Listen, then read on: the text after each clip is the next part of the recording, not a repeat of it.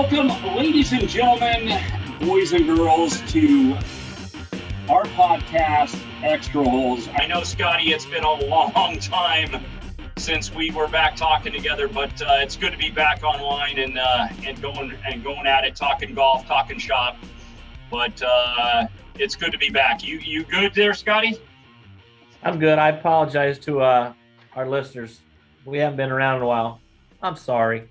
Yeah. Don't sound so sincere.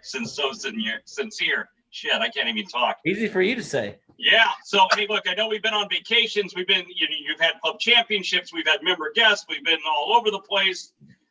First of all, I want to congratulate you on your club championship. And I'm talking club championship and I'm talking senior club championship all in one to the superstar himself, Scotty Ainsworth, Minnesota.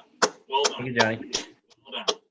I know you had a fun trip down to Palmetto to your other place that you love to go to, but I'll let you talk about that a little bit later. We're going to do a little recap of what we've kind of missed and what we've haven't talked about on our weekly podcast. So here it is, couple about 30 seconds, and we'll get this done here. So both men and women win the gold medals in Japan. Congrats to both Alexander Schauffele and Nelly Korda on their victories in Japan. Solheim Cup goes to the European team. U.S. gets beat on home soil in Ohio. Congrats to my old boss, Rhino Tool, who I carried the bag, I think 9 years ago on the LPGA Tour. But she got her first win after 200-plus tournaments and 10-plus years on the tour. And she got their win at the Ladies Scottish Open. So congratulations to Ryan. Very proud of you. Cantlay holds his form after his win at the BMW to capture the Tour Championship at Eastlake and walk himself into being the named Player of the Year. I'll be all right. It's been a while since I've been on. Adding to the awards, Will Zalatoris wins Rookie of the Year. And then we're going to talk about my favorite week every 2 years, although it's been 3 years due to the pandemic, but the Ryder Cup at Whistling Straits in Sheboygan, Wisconsin. Scotty, Great course. It's been a while, and what do you got for me? What do you want to talk about? And we have a lot to talk about, and I know of a majority of this is going to be about the Ryder Cup. But what do you got from the past, and we'll take it to the present. Okay, well, Johnny, welcome back. Great to see you, bud. Thanks for the shout out on the club championships. Every once in a while, old dog can still do some new tricks. Did take a trip down to Palmetto, my favorite place on earth, with 7 other buddies, and one of my friends was nice enough to tote us down in his little airplane, and that was an awesome way to go.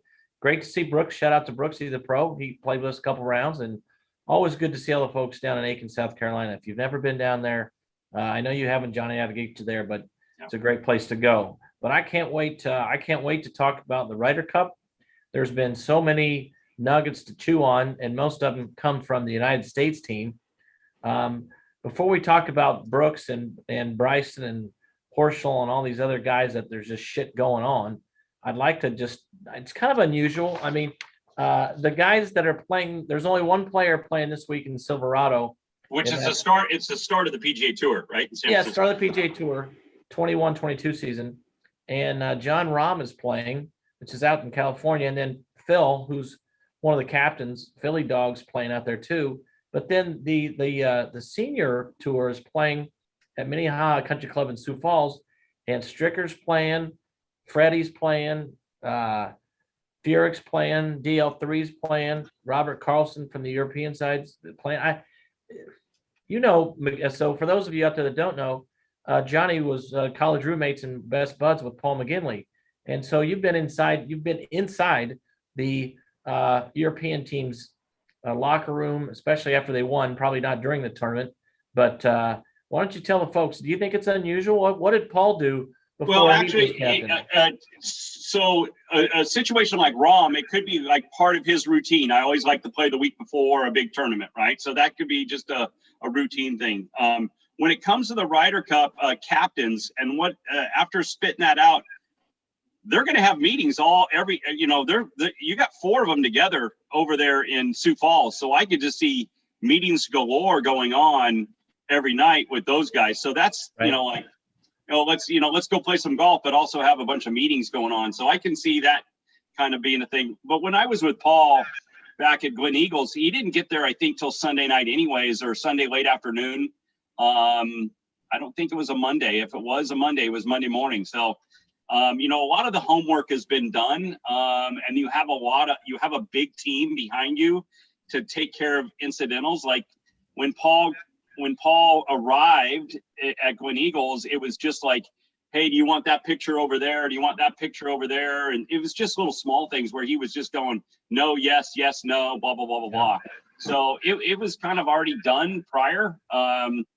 And, you know, I have a feeling that Stricker, being from Wisconsin and living up there, he's had many trips down to Sheboygan to kind of make sure the hotels and the rooms, and, you know, it's pretty cool is when they get to their hotel room, there are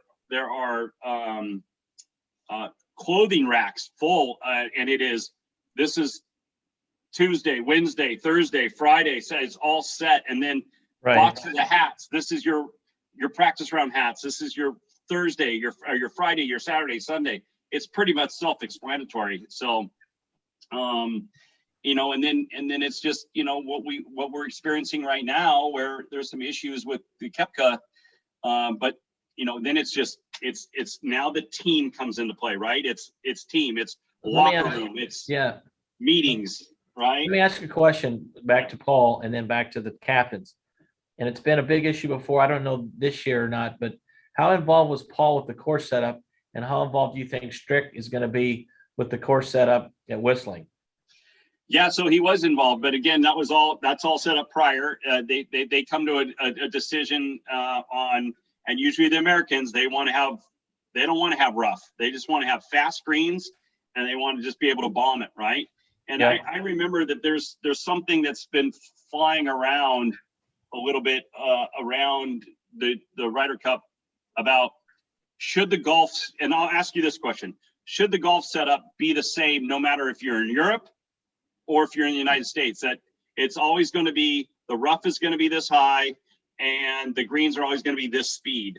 And no, or is it like, hey, you're on my soil, yes, I'll set it up however I want to set it up?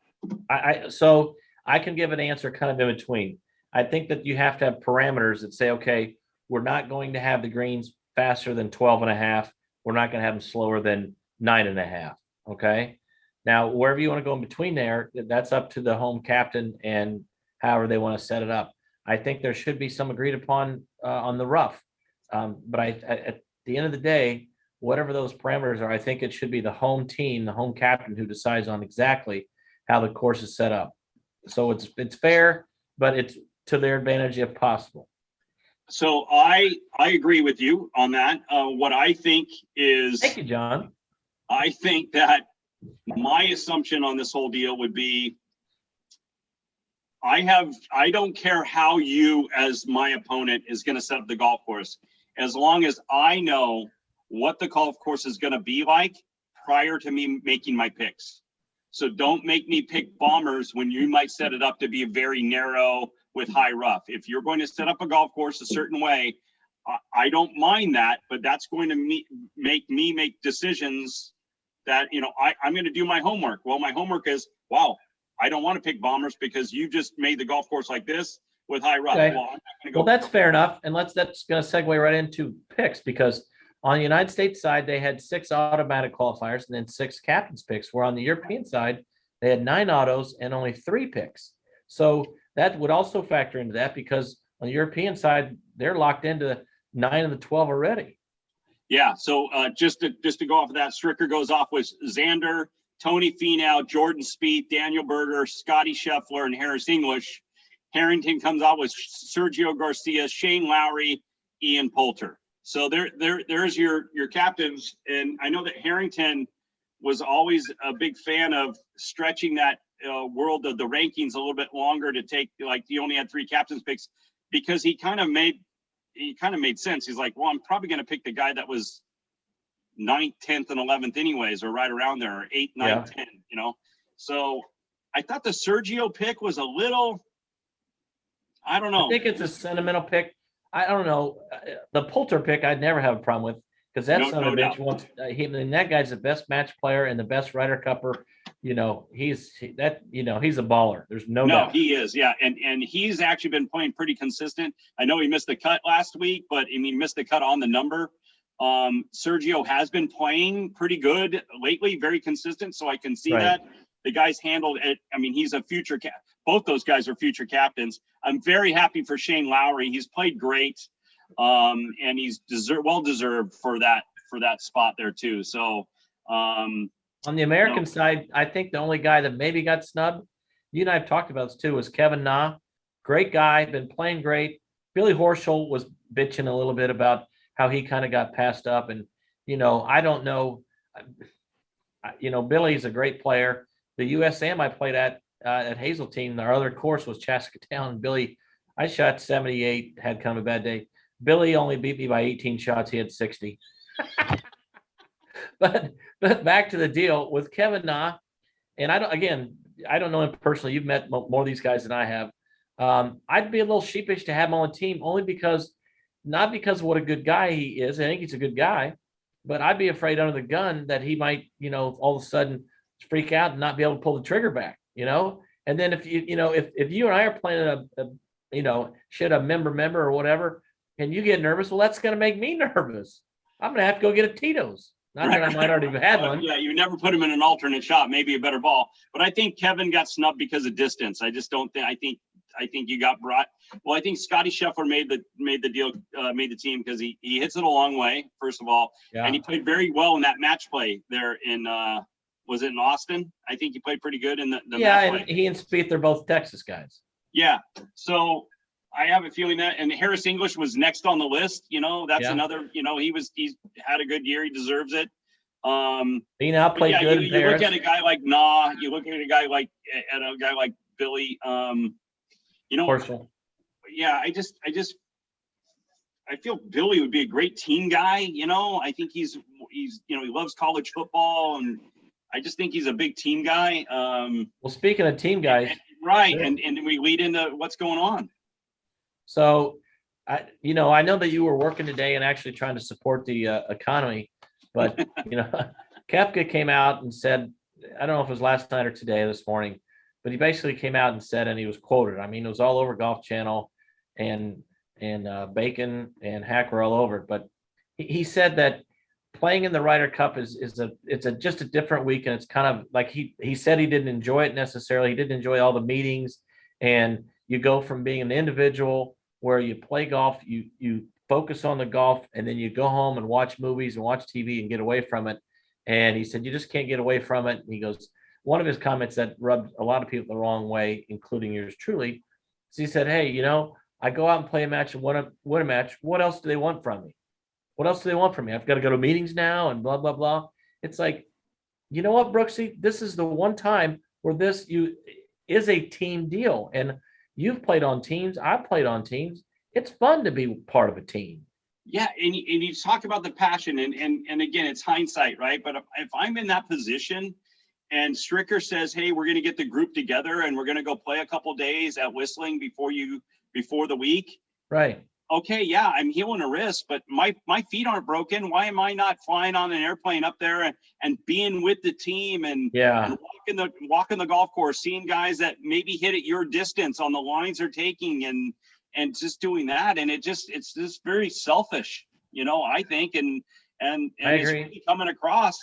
But these quotes are, to be honest with you, it's not coming out at the right time. It's the week before, and guys like these European journalists are just going to take this and they're going to run with, Bryson and Koepka not getting along, and Cantlay and Bryson not getting along, and then Koepka going off and saying it's I, me. So there's a lot of negativity going into this thing, and just don't think it's fair to a guy like Stricker. He's such a nice guy, and he just put a team together to win.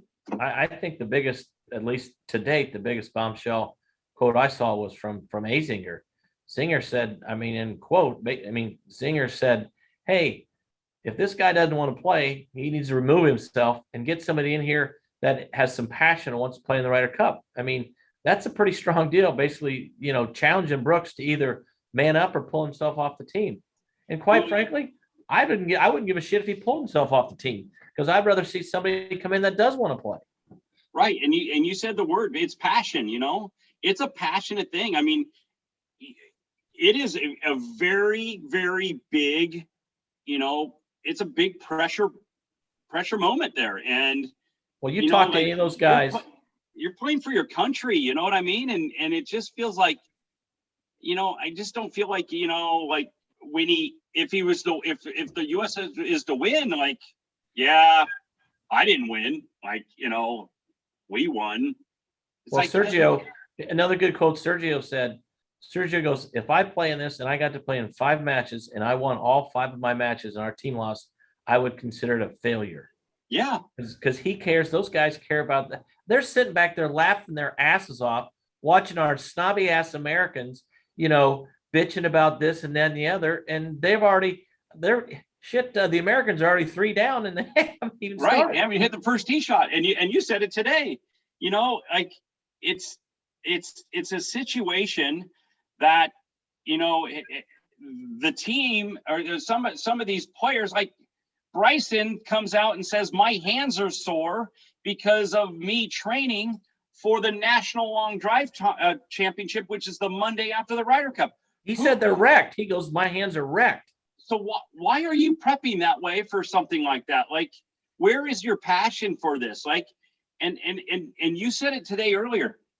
We haven't heard boo from the Europeans. There ain't nothing going on over there. They're just keeping it as quiet as possible, which is the smart way to go. Keep it behind the scenes. Yes. Have they had issues behind the scenes? No doubt. Right. But they don't let it get out.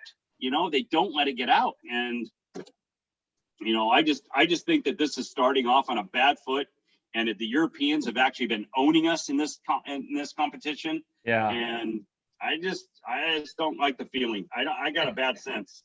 Hey, one of the things while I'm thinking about it, left turn, I'll signal, is Koepka and all his, spewing out shit, which he's good at. He said something to the effect that he's going to win 15 more majors and surpass Tiger and surpass Jack.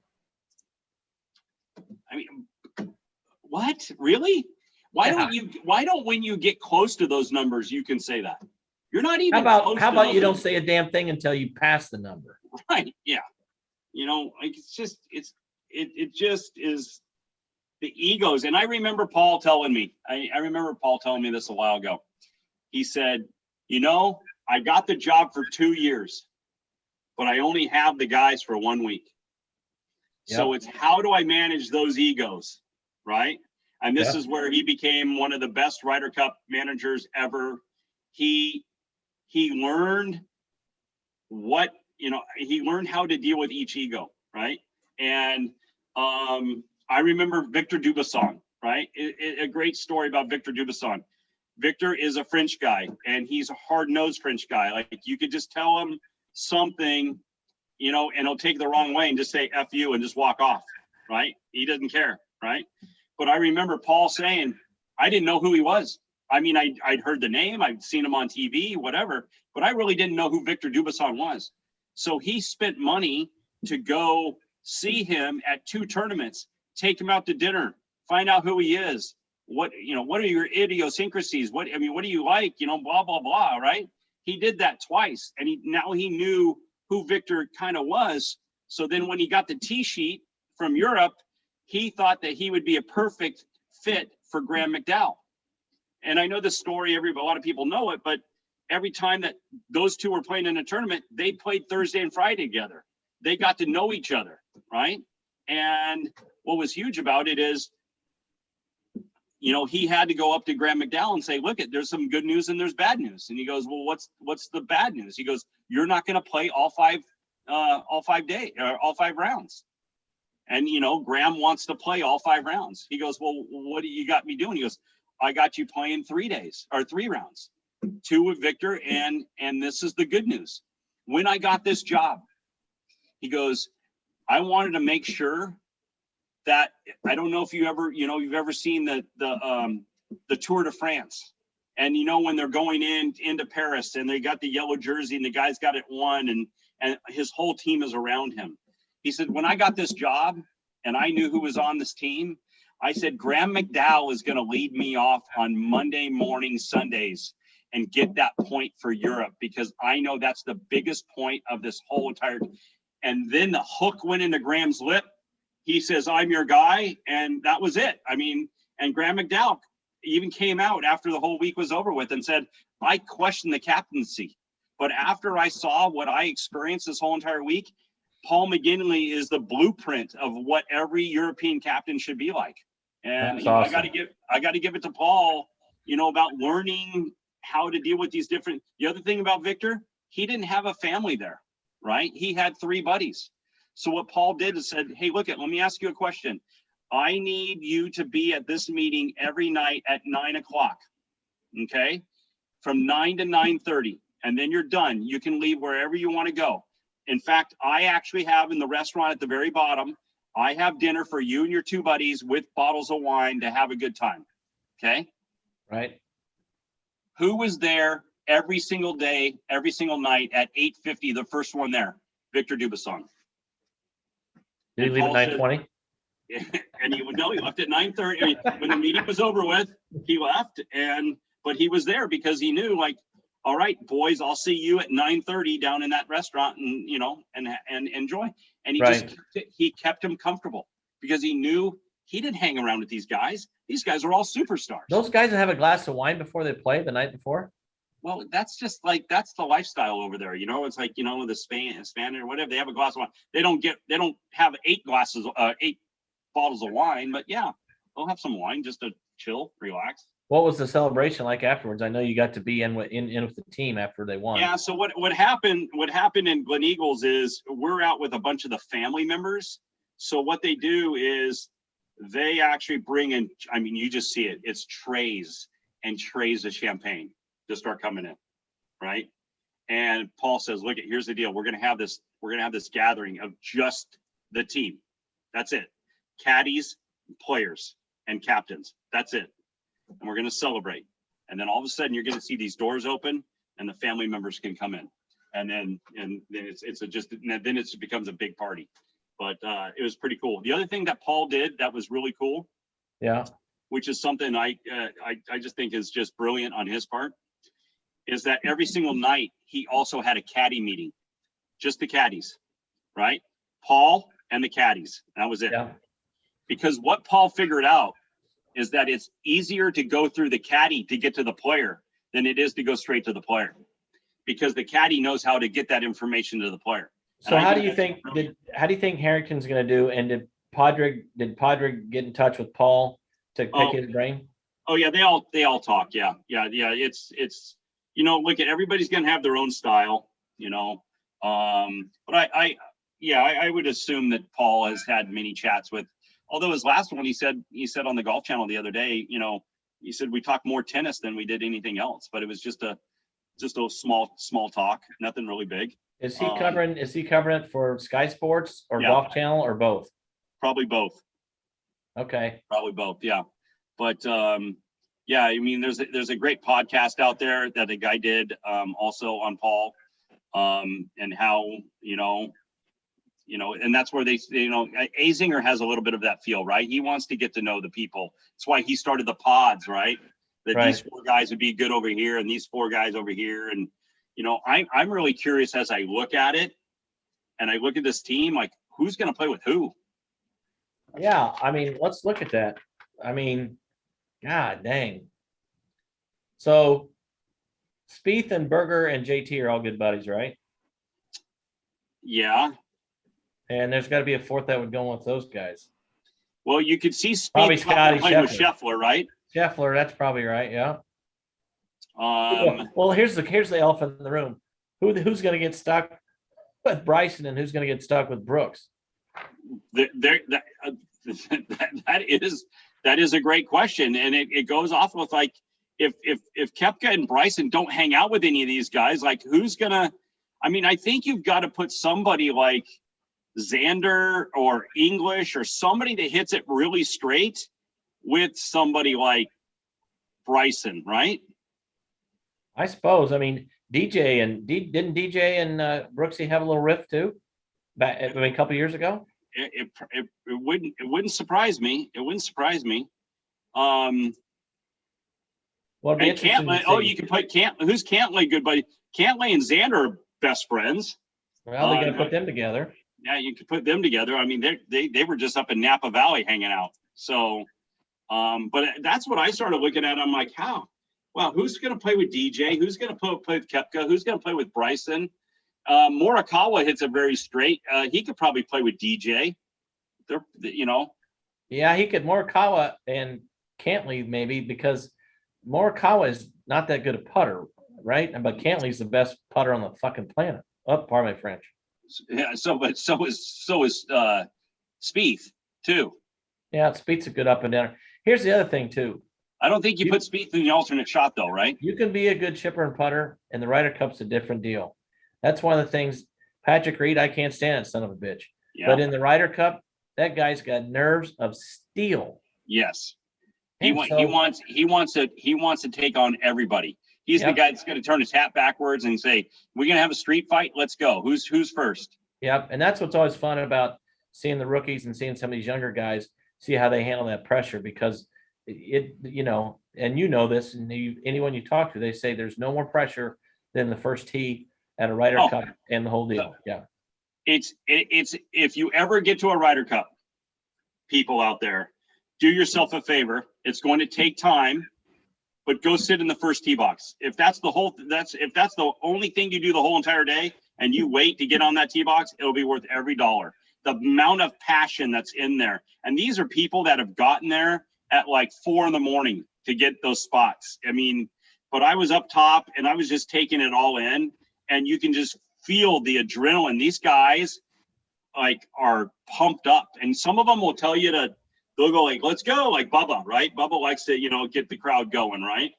Bubba's not going to be there unless he comes on his own, but he was at the Solheim Cup. He was Solheim Cup as an assistant. Yeah. Well, it'll be, when you talk about the fans, it'll be interesting to see.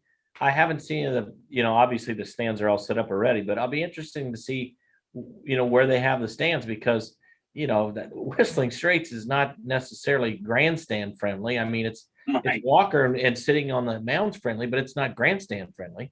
Yeah. I'm sure they'll make it that way. They're no dummies. But I remember one thing that I don't know if they're going to do this, because, we were able to see each other and hang out at Hazeltine when it was there. That was fun. And I remember that now they're going to get it controlled here because of COVID, but at Hazeltine, you saw the crowds. It was insane.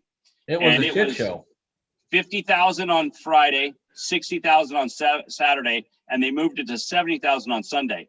Not just that, all your Minnesotians, I'm going to call them Minnesotians, right? But they allowed them to start drinking at 8:00 in the morning. All right. That's a typical morning here. You don't need the Ryder Cup to do that. But you think about somebody that's been drinking since 8:00 in the morning, and you're on the 15th green. You don't see them until 15. Well, you're half in the bag before you even see a body walk down the fairway. Right. I would like to see they don't split them off 9. They start on 1 and they go, right? Yeah. So I heard some people just saying some raunchy things. Yeah, that's the only ugly side of that deal, and I don't like that at all. Yeah. So there's some stuff that and you know what? That's shame on the PGA of America for allowing them to drink that early in the morning. Yeah, and I don't know.